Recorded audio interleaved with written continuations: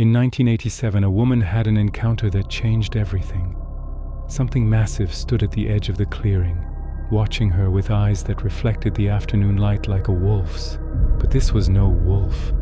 It stood on two legs, as tall as a grown man, with shoulders that would shame any athlete. Its head was wrong, too elongated, too canine, too intelligent. The woman had never told anyone. For 49 years she kept silent because nobody would believe her. But then she heard that radio song, that April Fool's joke about a creature called the Dogman, and she realized she wasn't crazy. She wasn't alone. And more importantly, this thing she had seen decades ago was still out there, still being reported, still stalking the Michigan wilderness like it owned the territory long before humans arrived. Here's where it gets strange. That same description, a bipedal wolf-headed being with human proportions and disturbing intelligence, appears in medieval manuscripts from the 1200s. It shows up in Inuit oral traditions that predate European contact by centuries. It's carved into ancient temple walls. It's whispered about in folklore from 5 different continents. Different cultures, different centuries, different names, but the same impossible creature. So the question isn't just whether the Dogman is real. The question is whether the Dogman is the same thing medieval scholars called cynocephaly, whether it's the same being Inuit elders called Adlet, whether humanity has been encountering this creature for over 1,000 years and calling it different names. Because if these are all the same thing, if there's actually one species of intelligent bipedal canine that's been hiding from human civilization since the Middle Ages, that changes everything we think we know about cryptids, about evolution, about what else might be living in the wild places just beyond our sight. So before we continue, make sure you subscribe and let us know where you're watching from. Thanks.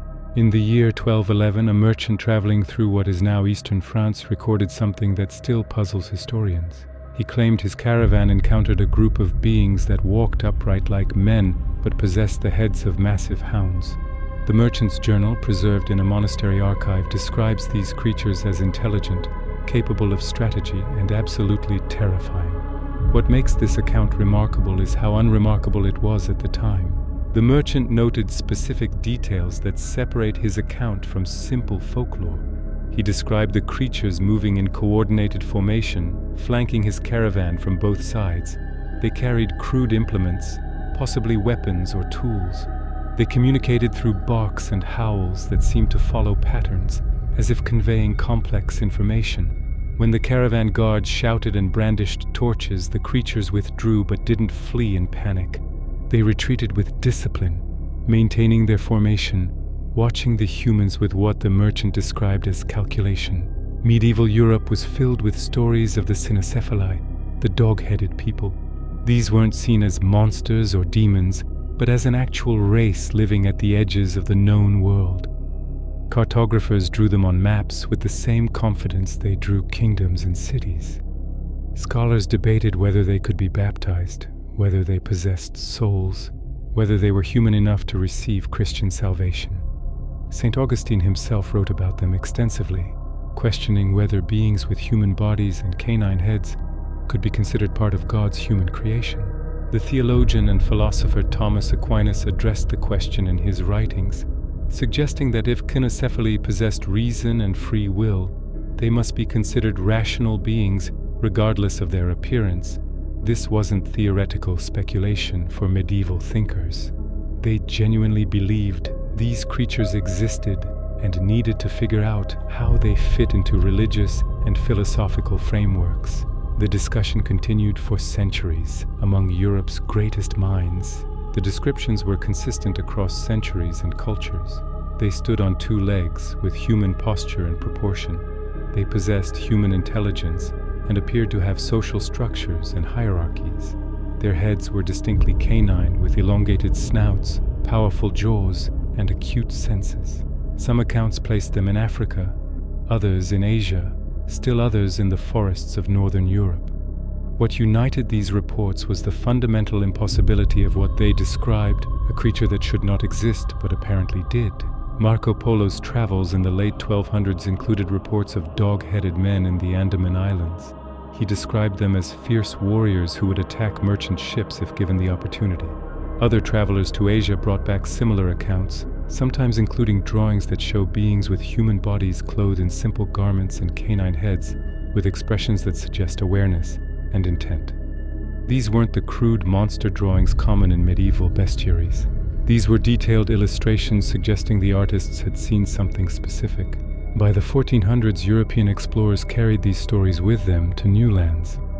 When they encountered indigenous peoples with unfamiliar customs, they sometimes labeled them as cynocephaly. This conflation of mythology and xenophobia muddied the historical record. Christopher Columbus initially thought he had found the lands where dog-headed men lived, but buried in these accounts of mistaken identity are descriptions that don't match any human culture. Details about creatures that moved like shadows, that hunted in coordinated packs, that seemed to understand human speech but never spoke themselves. A particularly detailed account from 1456 describes an encounter in the forests of Bavaria. A group of woodcutters reported finding structures built from branches and logs, clearly constructed with purpose but not matching any human building technique. When they approached, they heard warning barks from multiple directions and caught glimpses of large figures moving upright through the trees. The local bishop recorded the incident and sent investigators, but by the time they arrived, the structures had been dismantled and nothing remained but unusual tracks. Thousands of miles away from medieval Europe, in the frozen reaches of the Arctic, the Inuit people told their own stories of beings that were part human and part canine. They called them Adlet, sometimes Erkiglet, depending on the dialect and region. The mythology describes them as fierce, territorial, and extremely dangerous. But unlike the European cynocephaly, the Adlet was said to be human from the waist up and dog from the waist down, a reverse configuration that makes the phenomenon even stranger. The origin story varies between communities, but the consistent elements paint a disturbing picture. According to tradition, a woman violated tribal law by mating with a dog, either by choice or through supernatural circumstances. The offspring were the first Adlet, cursed beings that belonged to neither world. They possessed human intelligence and emotions but canine instincts and physical capabilities. This dual nature made them unpredictable and dangerous. They were banished to the edges of human territory, where they formed their own tribes and culture. The Adlet were not considered mythological in the way we understand myths today. They were treated as actual neighbors, hostile and unpredictable, occupying territories that overlapped with Inuit hunting grounds. Elders would point to specific valleys or coastal areas and warn that those were Adlet territories, places where humans should not venture alone or unarmed. These weren't vague warnings about monsters. These were practical survival instructions about dangerous predators. Hunters returning from extended trips sometimes reported encounters at the edge of their vision.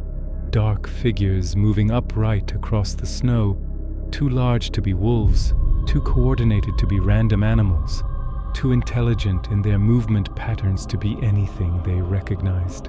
The figures would appear at the limits of visibility, observe the hunters for a time, then disappear with unnatural speed. Some hunters reported finding tracks that started as human footprints and transitioned to canine paw prints, as if the creature alternated between walking and running. One account passed down through generations describes a hunting party that made camp on the sea ice during a seal hunt.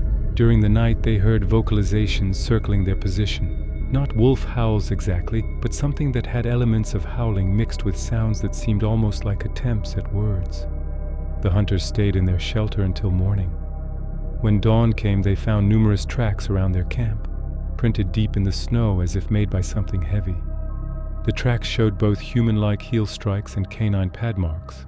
The Adlet were said to be capable of using tools, though in primitive ways.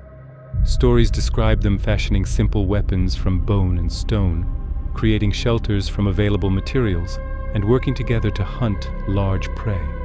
Some traditions claimed they had their own language, distinct from human speech but structured and complex.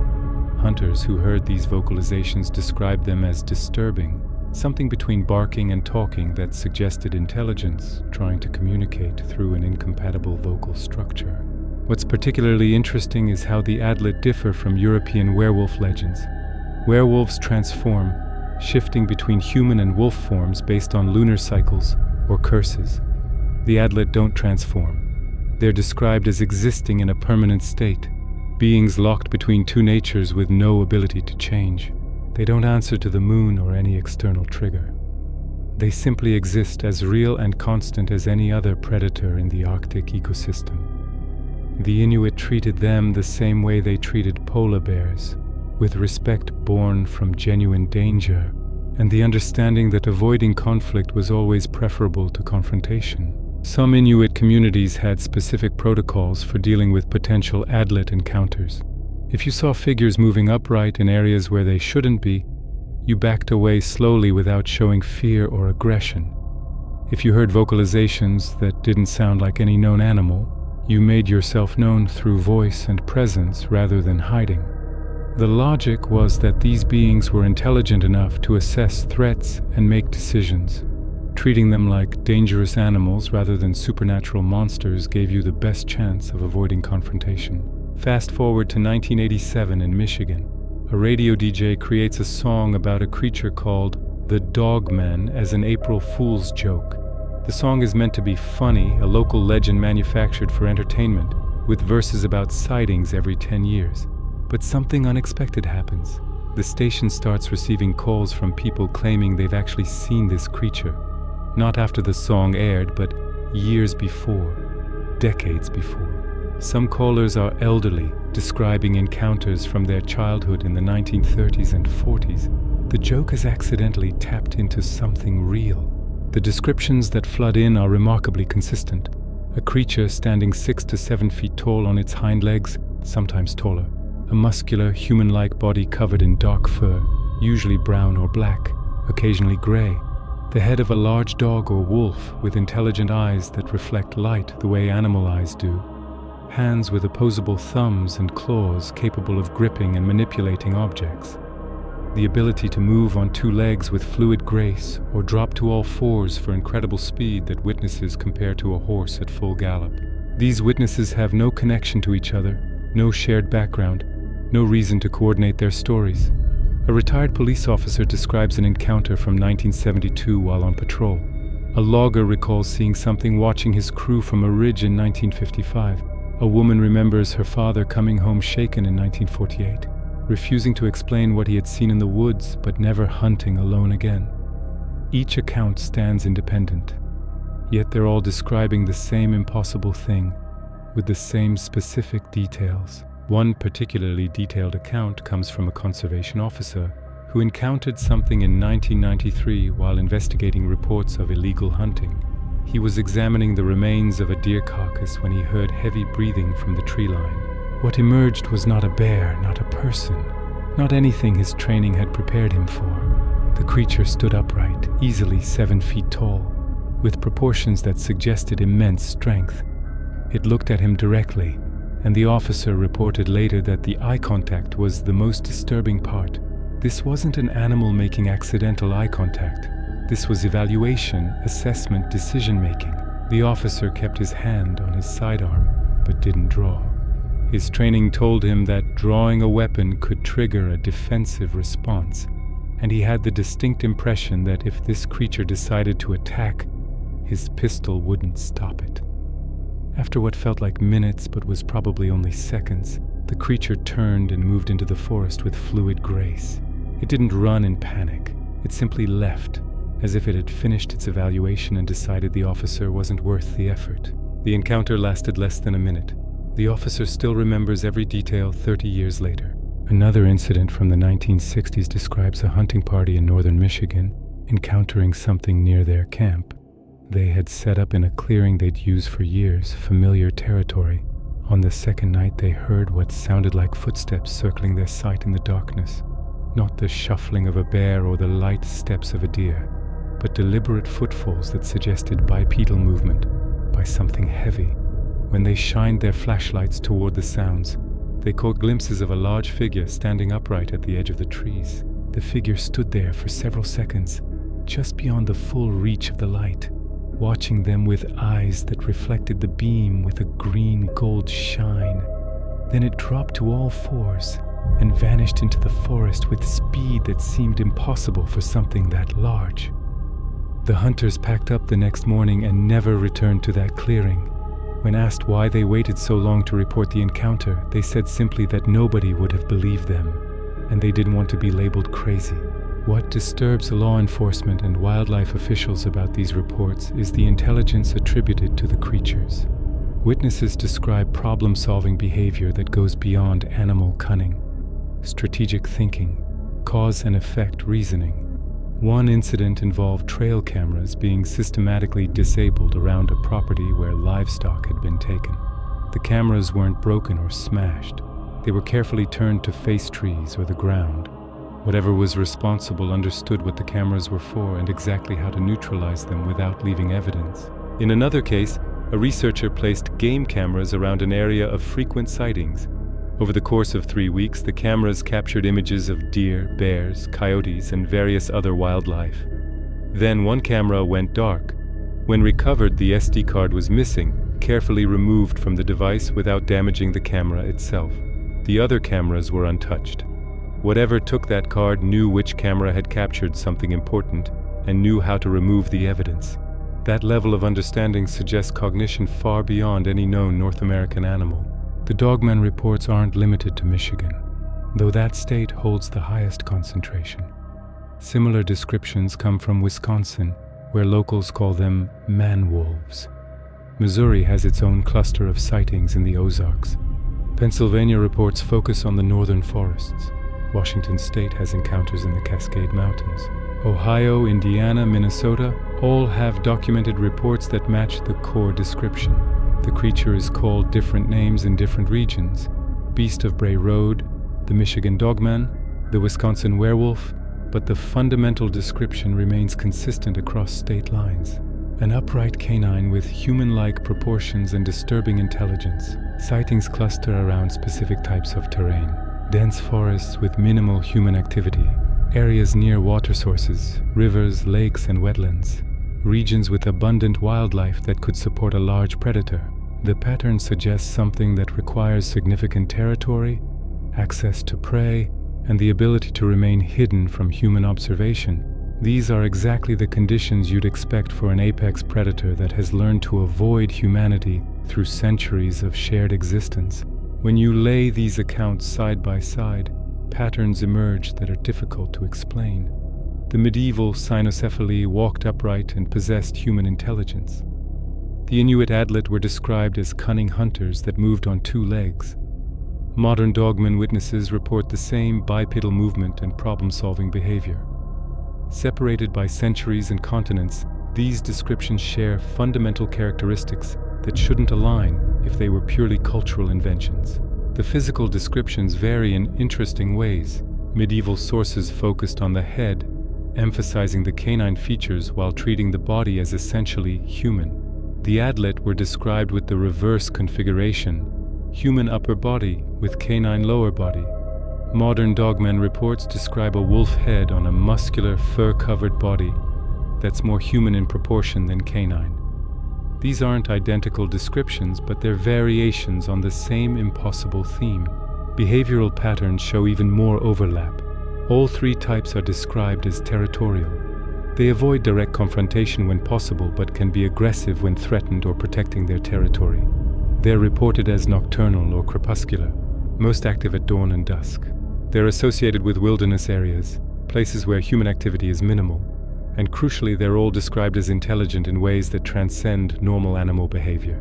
One particularly interesting detail appears across multiple centuries. Medieval accounts mention cynocephaly communicating through howls and barks rather than human speech. Inuit stories describe Adlet vocalizations as disturbing, neither fully human words nor animal sounds.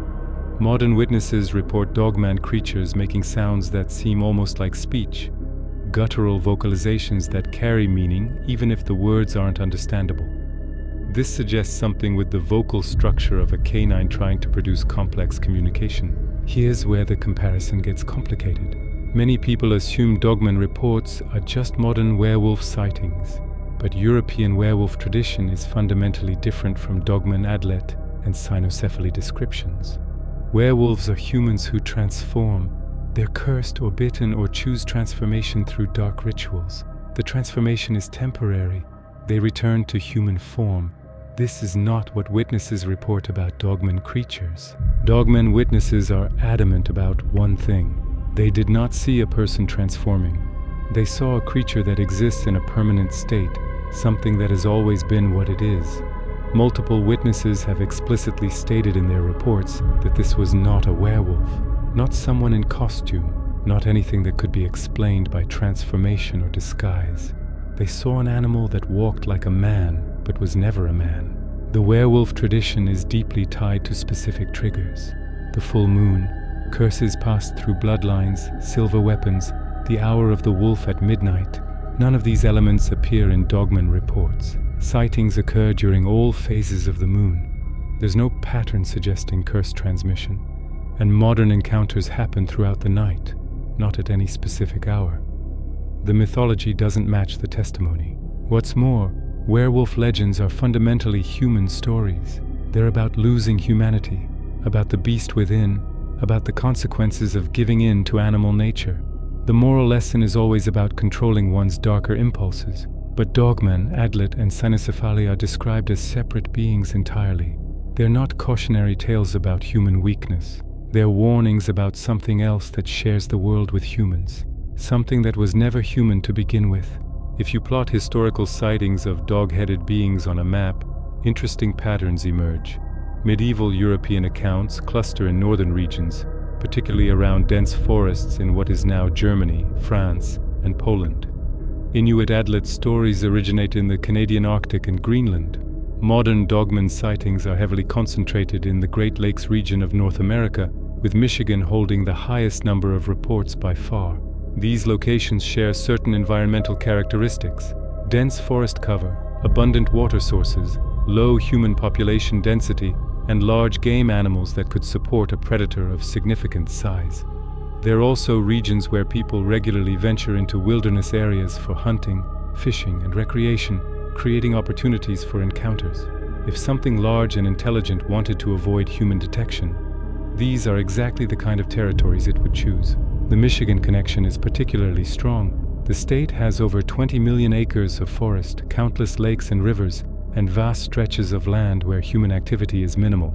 It also has a thriving outdoor culture, with hundreds of thousands of people spending time in these forests every year. This creates a scenario where a hidden population of large predators might occasionally be spotted by hunters, campers, or hikers who know the difference between a bear and something else entirely. Historical accounts place Cynocephali at the edges of known territory, always just beyond the frontier. As European exploration expanded, the reported locations of dog-headed men moved further away.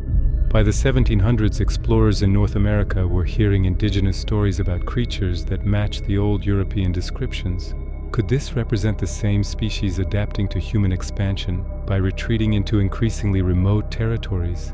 Or were these always separate populations of the same creature, known by different names in different cultures? Perhaps the most disturbing aspect of these reports is the consistent description of intelligence. Not animal cunning, which many predators possess, but something approaching human-level cognition. Medieval sources debated whether Cynocephali could be considered human souls in canine bodies. This wasn't idle philosophical speculation. It was a genuine question about beings that seemed to understand complex concepts, use tools, and organize themselves socially. Modern Dogman encounters include descriptions of behavior that suggests advanced problem-solving. One account from Wisconsin describes a creature that apparently understood that vehicles could be dangerous. When spotted on a rural road, it didn't run blindly into the forest. It moved parallel to the road while keeping trees between itself and the vehicle, using cover the way a trained soldier would. This suggests spatial reasoning and tactical thinking. Tool use is another recurring element. There are reports of structures built from branches and logs, similar to gorilla nests but more sophisticated. Witnesses have found what appear to be caches of food buried near trails. In one case, a hunter discovered a deer carcass that had been partially processed, with specific cuts made that suggested knowledge of anatomy. These aren't the feeding patterns of any known North American predator. The eye contact is what disturbs witnesses most. Multiple accounts describe making eye contact with these creatures and seeing something looking back. Not the blank stare of an animal, but focused attention, evaluation, decision-making happening in real time. Several witnesses report the distinct impression that the creature was deciding whether they posed a threat. That kind of assessment requires a level of cognition we don't associate with any animal, even intelligent ones like wolves or great apes. The lack of physical evidence is the strongest argument against the reality of these creatures. No bodies have been recovered. No bones have been found. DNA analysis hasn't turned up any unknown canine species in North America. Game cameras capture thousands of images of known wildlife, but rarely anything anomalous. This absence of hard evidence is difficult to reconcile with the volume of sighting reports spanning centuries. However, the absence of evidence isn't the same as evidence of absence. Large predators are naturally elusive. Mountain lions went unrecognized in many eastern states for decades, despite regular sightings because no bodies were recovered. Black panthers in Britain are reported constantly but remain officially unconfirmed. The Amazon rainforest continues to yield new large mammal species. If something intelligent and naturally cautious wanted to avoid human detection, the lack of evidence becomes less surprising. There are tracks. Hundreds of them have been photographed and cast in plaster.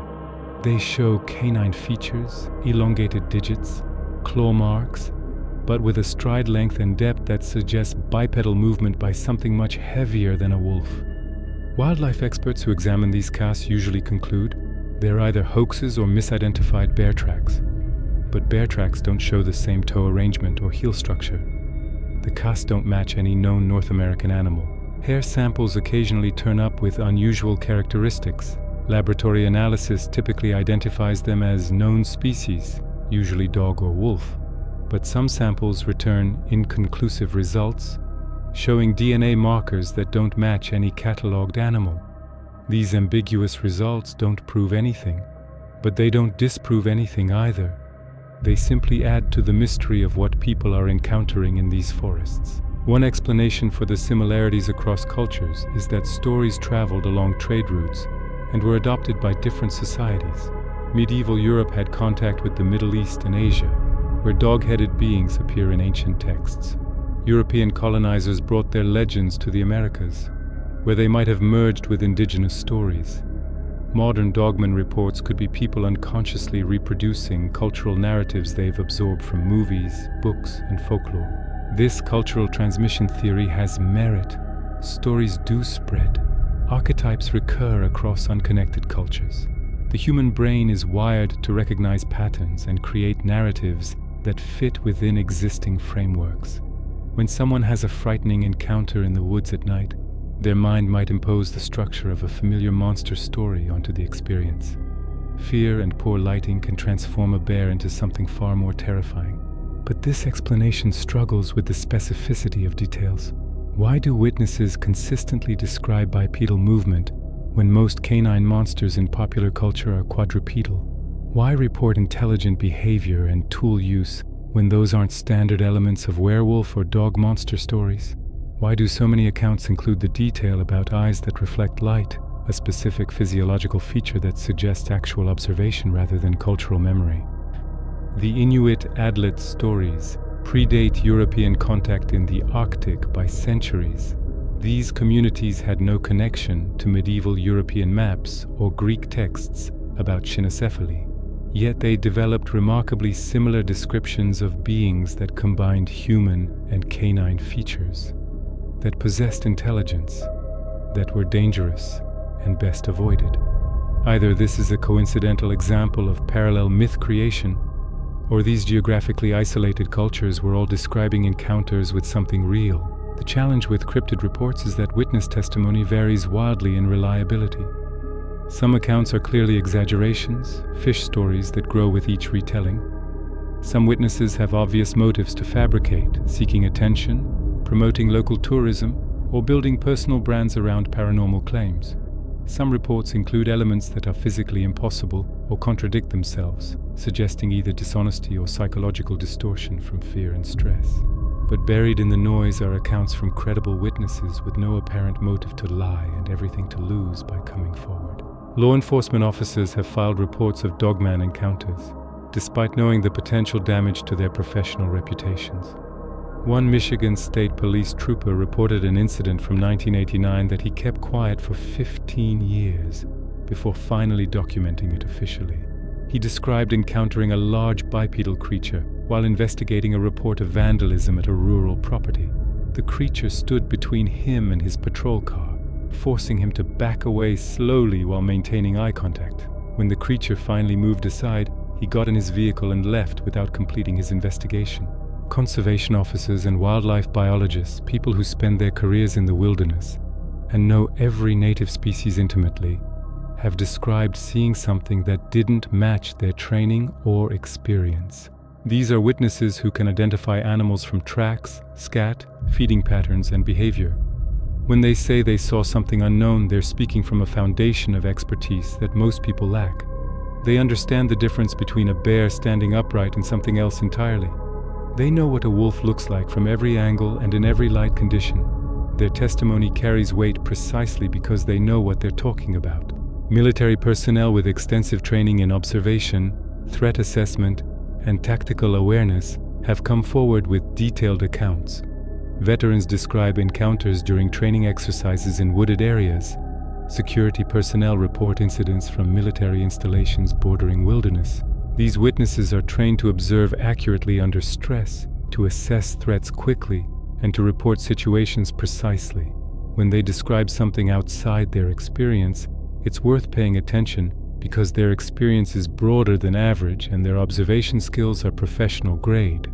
Perhaps most compelling are the reluctant witnesses, people who actively did not want to come forward. Many waited years or decades before reporting their encounters. They told only family members initially, testing the reaction before deciding whether to go public. Some still refuse to use their real names when sharing their stories, not for dramatic effect, but because they genuinely fear ridicule from colleagues, friends, or community members. This reluctance suggests authenticity. If someone wanted attention or publicity, they wouldn't hide their identity or wait 40 years to tell their story. The emotional impact on witnesses follows predictable patterns consistent with genuine trauma. People describe profound fear during the encounter, not the enjoyable fear of a horror movie, but genuine terror rooted in the recognition of being in the presence of a powerful predator. This fear is visceral, biological, triggering fight-or-flight responses that leave lasting impressions. Many witnesses report lasting psychological effects: difficulty sleeping, anxiety about being in forests, recurring nightmares about the encounter. These trauma patterns are difficult to fake and suggest experiences that profoundly affected the witnesses at a neurological level. Multiple witness encounters add another layer of credibility. When two or more people see the same thing simultaneously and provide consistent descriptions independently, it strengthens the account significantly. There are numerous reports of couples, hunting parties, families, and groups all witnessing the same creature. In these cases, investigators can interview witnesses separately and compare their accounts. When the descriptions align on specific details without evidence of coordination, it suggests they're reporting something they actually saw rather than a shared delusion or fabrication. Children's accounts present interesting challenges and opportunities. On one hand, children have active imaginations and may misidentify things. On the other hand, children often report details that adults wouldn't think to include, small observations that don't fit cultural narratives about monsters. When a child describes the texture of fur, the smell that came from the creature, the specific way it moved through branches, these sensory details suggest direct observation rather than imagination. Multiple cases involve children reporting encounters that were dismissed at the time but later corroborated by adult witnesses describing similar creatures in the same areas. The consistency across independent witnesses separated by time and geography is perhaps the strongest argument for taking these reports seriously. When someone in Michigan in 2020 describes something that matches an account from Wisconsin in 1965, and both match elements from medieval European texts, one of three things is happening. Either there's massive coordination across centuries involving thousands of people, or there's a psychological phenomenon causing humans to generate identical descriptions independently, or people are encountering something real that exists regardless of whether science has documented it. If we accept that people are genuinely encountering something in these forests, what could it be? One theory suggests an unknown species of great ape. North America had large primates millions of years ago. Perhaps a population survived in remote areas and evolved certain features that give them a canine appearance. The bipedal movement and intelligence would fit this explanation, but the head structure wouldn't. No ape species has developed a wolf-like skull. Another possibility is misidentified bears. Black bears and grizzlies can stand upright when necessary. Their faces in shadow might appear wolf-like to a frightened witness. Bears are intelligent and can seem to display problem-solving behavior. This explanation accounts for many sightings, but struggles with reports from experienced outdoorsmen who know exactly what bears look like and insist this was something else. A third theory proposes that these creatures are a hybrid species, perhaps the result of genetic mutation or environmental factors that caused abnormal development in wolves or wild dogs. These individuals might learn to walk bipedally due to injury or genetic defect. Over generations, this trait could become established in isolated populations. This would explain the canine features and some of the behavior, but not the size or the apparent intelligence. Some researchers suggest a paranormal explanation, arguing that these beings exist outside normal physical laws. They propose interdimensional travel, spirits taking physical form, or other phenomena that science cannot currently explain. This theory fits with the lack of physical evidence and the way encounters seem to cluster during certain periods and then vanish, but it requires accepting premises that conflict with our understanding of reality. So are the Dogman, the Adlet, and the cynocephaly the same thing? The honest answer is we don't know. The similarities are compelling. Bipedal canines with human-like intelligence appear in stories separated by vast distances and centuries of time. The descriptions align in fundamental ways that are difficult to attribute purely to cultural transmission or coincidence. But the differences are significant enough that we might be looking at related phenomena rather than identical ones. Perhaps these are different populations of the same species, adapted to different environments and evolving different physical characteristics over millennia. The Arctic Adlet with their human torsos might be cold weather adaptations. The European cynocephaly could be a forest-dwelling variation. The modern Dogman might represent the most recent evolutionary branch. If this species is intelligent and reclusive, they would naturally spread into territories where human contact could be minimized. Or perhaps these are entirely separate phenomena that share superficial similarities because humans tend to describe the unknown using familiar frameworks. When encountering something truly alien, our brains might default to combining elements we understand. Human body, wolf head. It's a simple way to communicate something that doesn't fit into existing categories. The consistency across cultures might reflect universal human psychology rather than a universal creature. What we can say with certainty is that people across history and geography have reported encounters with beings that shouldn't exist according to our current understanding of biology. These reports share enough characteristics to suggest a pattern. Whether that pattern points to an undiscovered species, misidentified known animals, cultural archetypes, or something beyond current explanation remains an open question. Today, serious researchers are applying scientific methods to cryptid investigations. Motion-activated cameras are deployed in areas with frequent sightings. Audio recording equipment captures sounds that might represent vocalizations. Drones equipped with thermal imaging scan forest areas during night hours. DNA analysis techniques have advanced to the point where even degraded samples can yield useful information. This technology could finally provide definitive evidence. The challenge is covering enough territory. The forests where Dogman sightings occur are vast.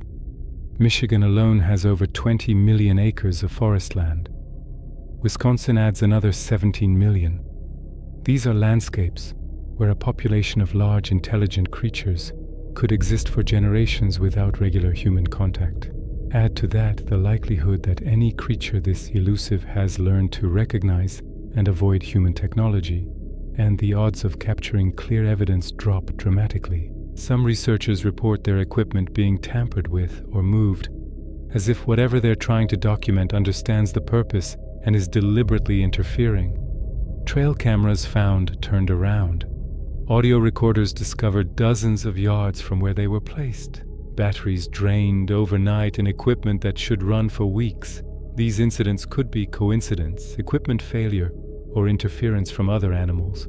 But the pattern suggests something more troubling, that the creatures being studied are aware of the study and actively avoiding documentation. Thermal imaging has produced some interesting results. Several recordings show large heat signatures moving bipedally through forested areas. The signatures are consistent with a large mammal, roughly human-sized or larger, moving on 2 legs. Critics argue these could be people, perhaps other researchers or hikers unaware they're being recorded. Supporters point out that the gait and movement patterns don't match human locomotion.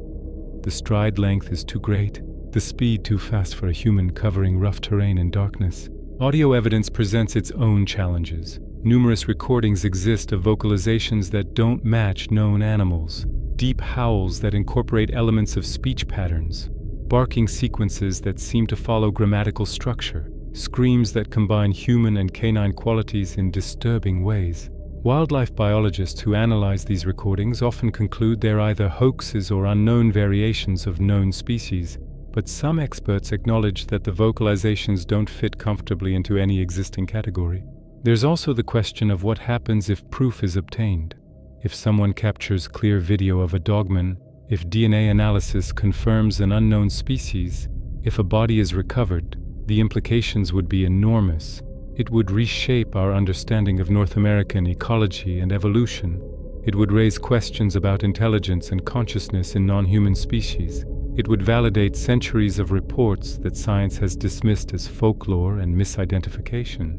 The discovery would rank among the most significant zoological findings in modern history. But until that proof emerges, we're left with testimonies, ambiguous tracks, unclear photographs, and stories that stretch back through recorded history. The investigation continues with more sophisticated technology and more rigorous methodology than ever before. But the creatures remain elusive if they exist at all. Perhaps they're simply very good at not being found. Or perhaps we're chasing shadows, interpreting natural phenomena through the lens of ancient fears and cultural narratives. What makes this phenomenon even stranger is that dog-headed beings aren't unique to Europe, the Arctic, or North America. They appear in cultures worldwide, often in regions with no historical contact with each other. This global distribution suggests either a universal human archetype or encounters with something that exists across multiple continents. The implications of either explanation are profound. Ancient Egyptian mythology includes Anubis, the jackal-headed god associated with the dead and the afterlife. While clearly mythological in context, Anubis is depicted with a human body and canine head, standing upright with human posture. Some researchers suggest the imagery might be based on encounters with actual creatures that ancient Egyptians then elevated to divine status. This pattern appears in multiple ancient cultures, real encounters possibly transformed into religious symbolism over time. In Asia, specifically in regions of India and China, historical texts describe beings called dogheads or variations thereof. These weren't gods but creatures, often depicted as warriors or savages living in remote mountains. Marco Polo and other medieval travelers wrote about encountering these beings or hearing consistent reports from locals. The descriptions align with European cynocephaly accounts, despite these travelers having left Europe before hearing detailed stories about dog-headed men, suggesting independent observation rather than cultural transmission. South American indigenous peoples have their own versions.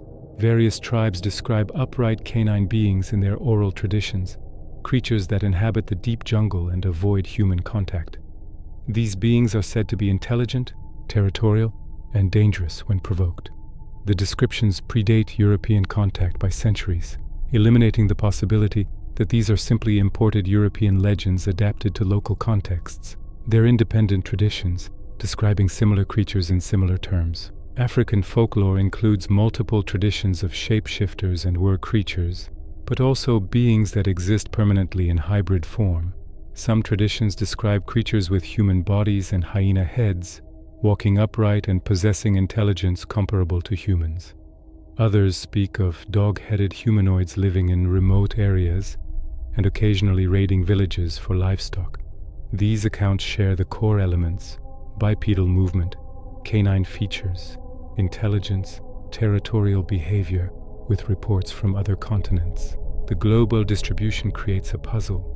If these are purely mythological constructs, why do isolated cultures develop nearly identical descriptions? Cultural diffusion could explain some similarities. Stories traveling along trade routes and being adopted by different societies.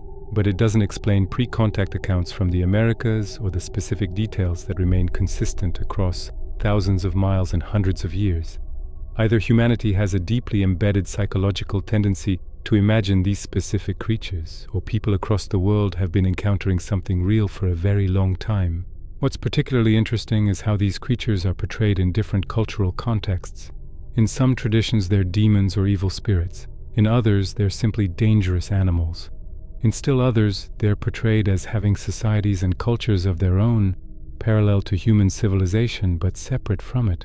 This variation suggests that cultures are interpreting encounters through their own frameworks rather than simply copying a universal myth. The core observation remains consistent while the interpretation varies. Modern globalization and communication make it harder to find truly isolated reports. Anyone can access information about Dogman, read accounts from other witnesses, see artistic interpretations online. This contamination of the data makes recent reports less valuable for comparison purposes. But historical accounts, especially those from pre-internet eras and pre-contact cultures, maintain their value precisely because they couldn't be influenced by global information sharing. These independent reports showing consistent details are the strongest evidence that something real might underlie the phenomenon. So we return to the question that started this investigation. Is the Dogman the same as the Adlet?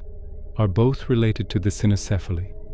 Are we looking at one species known by different names across different cultures and time periods? The honest answer is that we don't have definitive proof either way. But the evidence, circumstantial as it is, points towards something far more intriguing than simple folklore. The similarities are too specific to dismiss easily.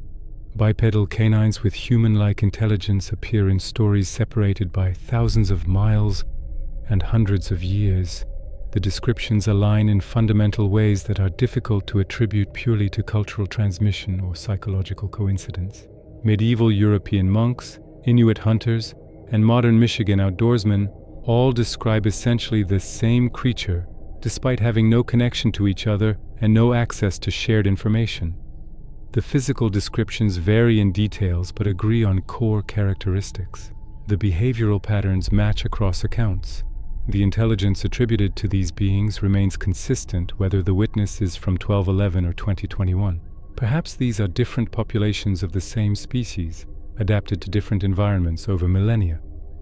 The Arctic Adlet with their human upper bodies might represent cold weather adaptations, physical characteristics that emerged from generations surviving in frozen territories. The European cynocephaly could be a forest-dwelling variation that evolved in temperate climates.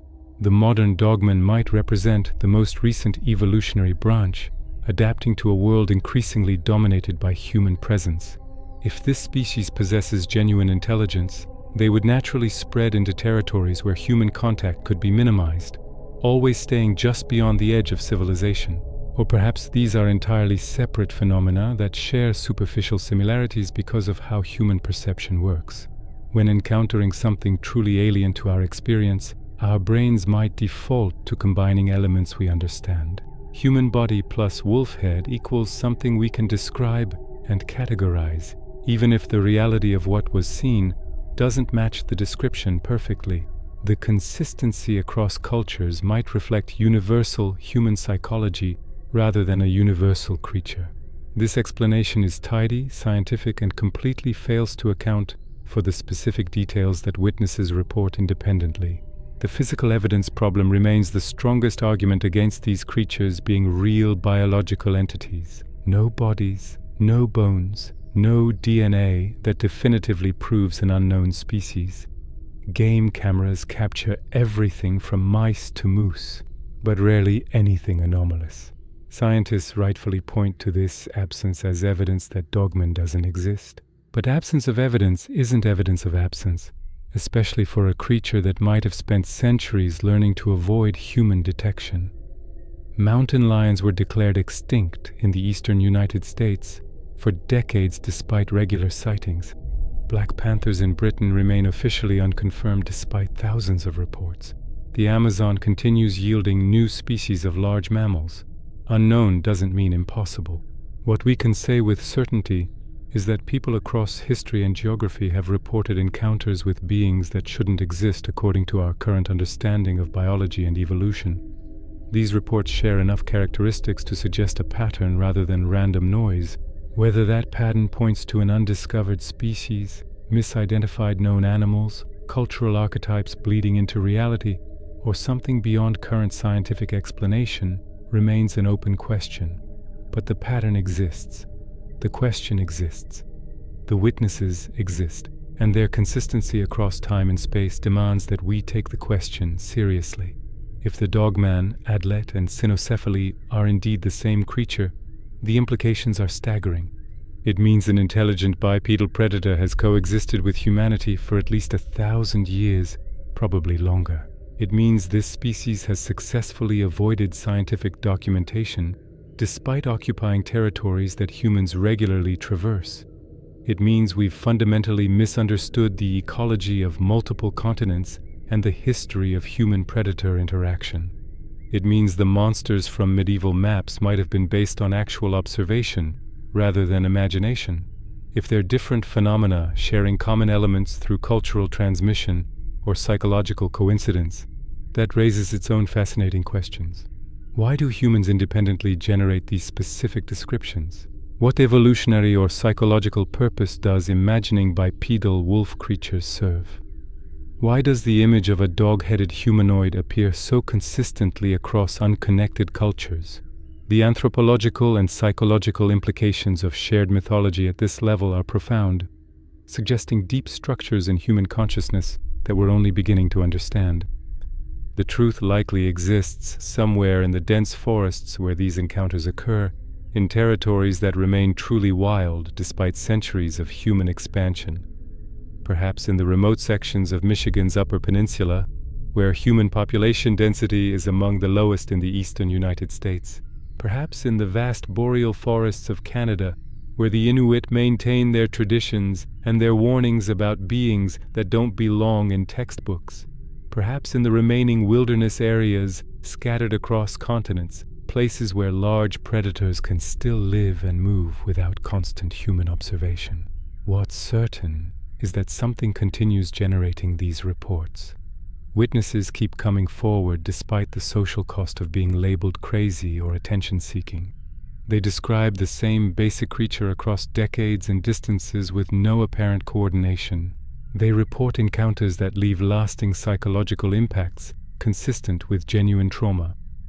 They include credible professionals whose careers depend on accuracy and whose training should prevent misidentification.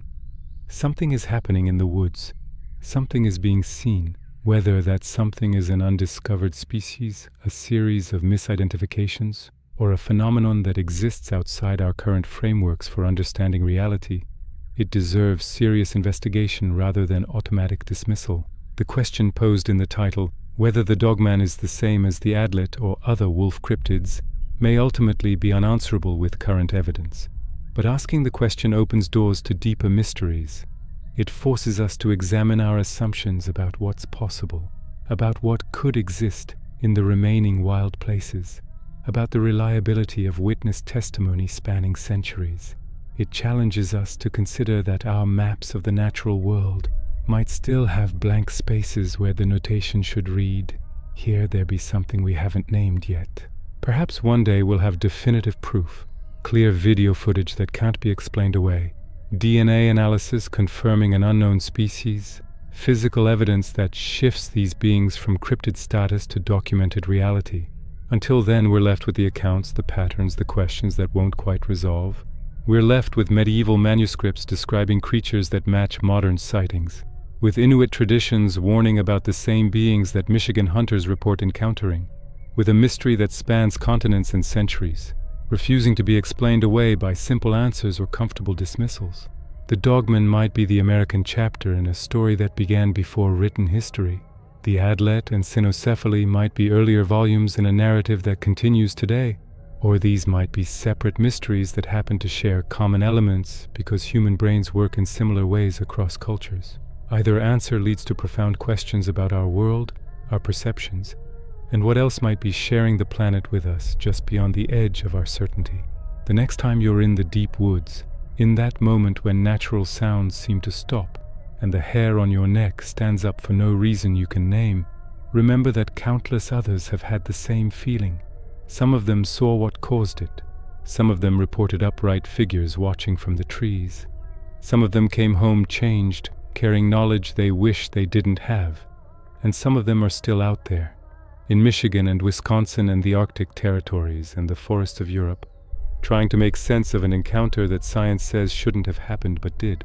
For more stories exploring the unknown, consider subscribing, because whether the Dogman is real or not, whether it's the same as the Adlet or something entirely different, the questions it raises about our world and our place in it are worth examining. The mystery endures.